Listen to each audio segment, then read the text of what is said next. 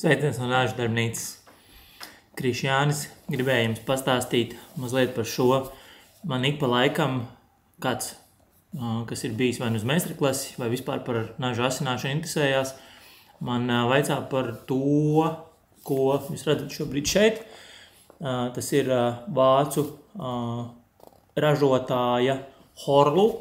Es noteikti to neizrunāju vāciski pareizi, bet tas ir Horlu izstrādātais asināmais, kuru ļoti daudz reklamē gan Instagram, gan YouTube'ā, Facebookā.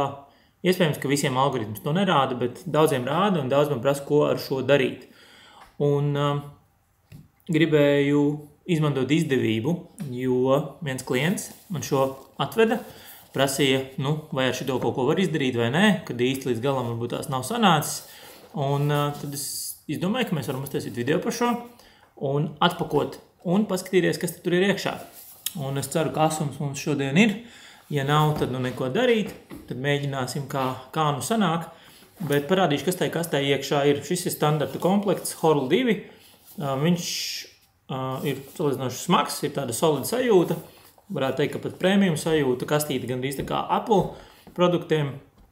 Un man neviens par šo neko nemaksā. Man vienkārši bija interese un kāpēc ne, paskatīsimies, kas tur ir iekšā.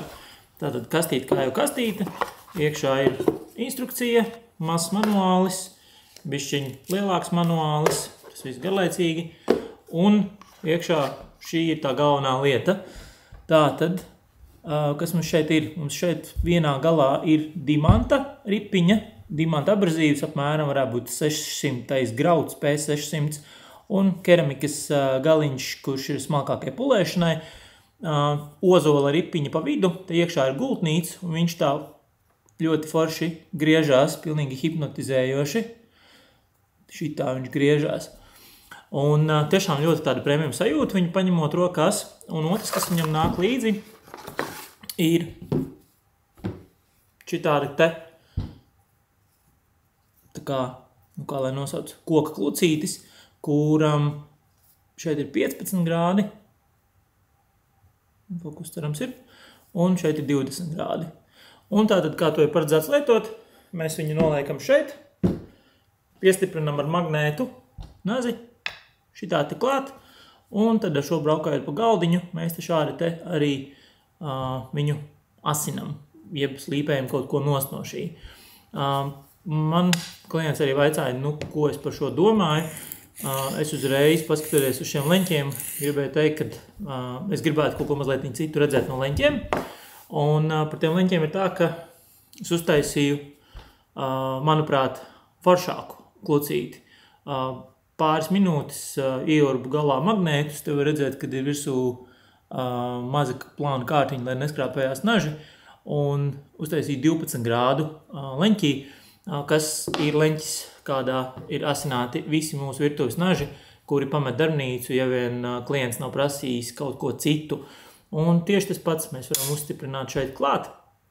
Un 12 grādi ir daudz jaukāk, jo tas jau atbilst leņķim, kuru es labprāt gribētu redzēt uz virtuves naža. Jo, piemēram, paņemot šo un uzliekot uz 20 grādiem, mums ir ārkārtīgi liels slīpums jau startā, un mēs to nazi ļoti nežēlīgi strauji pārveidojam par tādu kā cirvīti. Varu parādīt, ko es ar to domāju. Te mums ir nažu šķērsgriezums, skatoties no augšas, tātad, ka mums ir nazīts. Un te var redzēt, kā viņam mainās biezumi pēc vairākām asināšanām. Es tā domāju, ka var redzēt šeit, un var redzēt, cik šeit ir biezākas nekā apakšā. Un mēs ļoti strauji šo maliņu uztaisam ļoti stāvu. Un tad mums nazis ir nevis šāds, bet šāds, un tad šāds un šāds. Un tie 20 grādi ir ļoti nežēlīgi manā skatījumā. Līdz ar to, kā viņi paši reklamē, tad šis 20 grādi priekš robustiem nažiem varu piekrist, bet es tur varbūt gribētu 17, 18 grādus un 15 priekš delikātiem nažiem, kā viņi paši saka.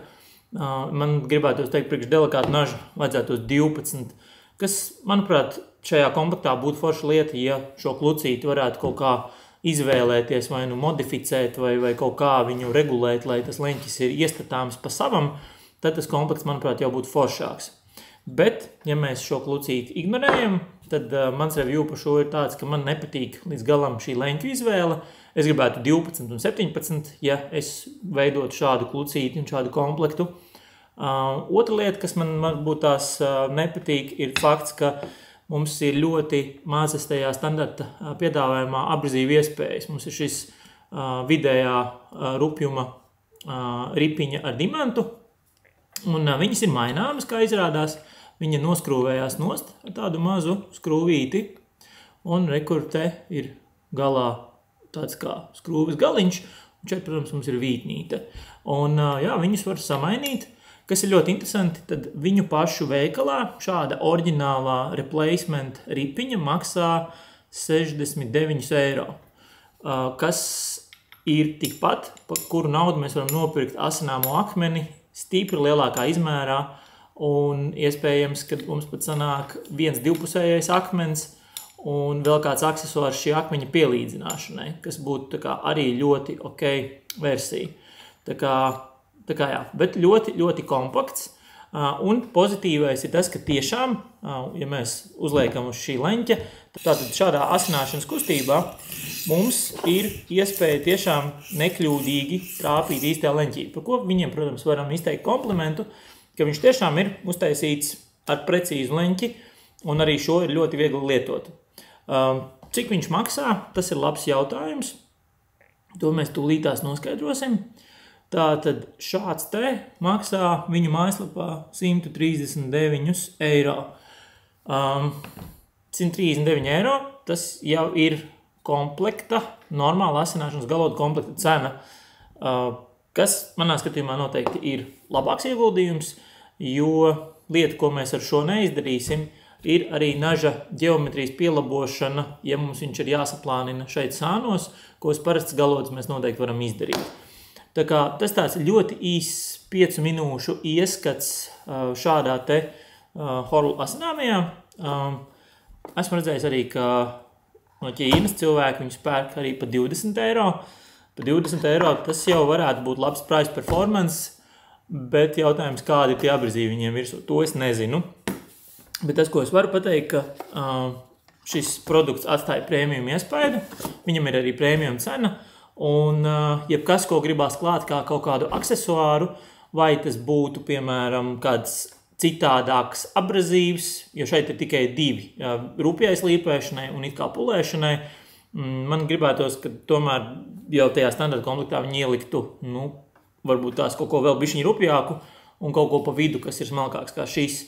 Bet, tā ir, protams, mana profesionālā kretīnisma izpausme. Vai es viņu ieteiktu, ja jūs gribat to pievienot savai asināšanas instrumentu kolekcijai un pamēģināt kaut ko citu, jūs varat pamēģināt. Par to pašu cenu es ieteiktu nopirkt 2 labus japāņu akmeņus un iemācīties asināt kaut vai kādiem palīgu līdzeklīšiem, bet ar rokām, jo šī lieta, ko jūs iemācīsieties, pēc tam jums derēs uz daudz citu lietu asināšanu arī. Nevis tikai virtuves nažiem, kaut kādā ļoti konkrētā leņķī. Varēsiet asināt šķēres, varēsiet asināt nažus, dārza šķēres, ja vajag cirvi, kaut ko tam līdzīgu, ko uz šī jūs, protams, neasināsiet. Tā kā viņš nav daudzpusīgs, bet viņš ir premium produkts. Katram pašam jāizvēlās, vai patīk vai nē. Es personīgi pa 149 vai 139 eiro pirktu kaut ko citu. Tāds ir mans īsais review.